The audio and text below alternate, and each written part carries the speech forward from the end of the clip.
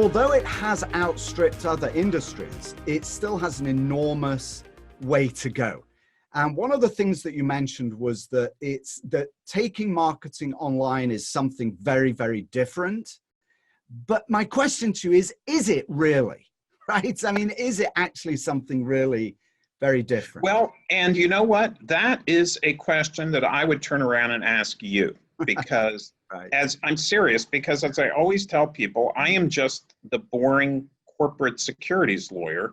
The value lies in the marketing. So I will ask you, is marketing a real estate apartment building in Austin online, is that different than marketing soap? You know, how is it different? Well, it's not, I mean, it's terms of marketing soap. What I meant was it's actually the exact same as marketing the old way, only it's done online. So the same process has to be engaged, right? So if I'm meeting you for the first time and I've got a deal at Walk and Crosswalk, the first thing we're going to talk about is who am I, who are you? We'll get to know each other. We might have lunch together, right? The old way. And over time, you'll get to know me and you'll come to like me and eventually trust me enough to send me a check, right, for the deal if the numbers make sense. Online, it's the exact same thing. You still have to establish a relationship with a prospect. You just do it in a different way online.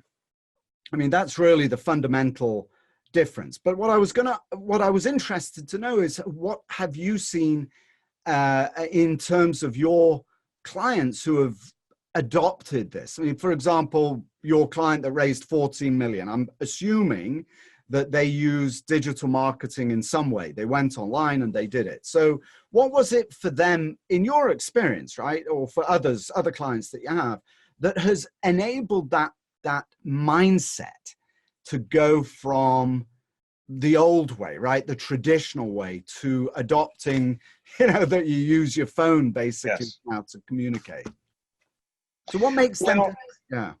I mean, this client, and this is kind of fits in with what you said. One, they raised the money through one of the marketplaces, CrowdStreet. CrowdStreet, as you know, has a large pool of online investors, but this $14 million raise was their third offering on CrowdStreet.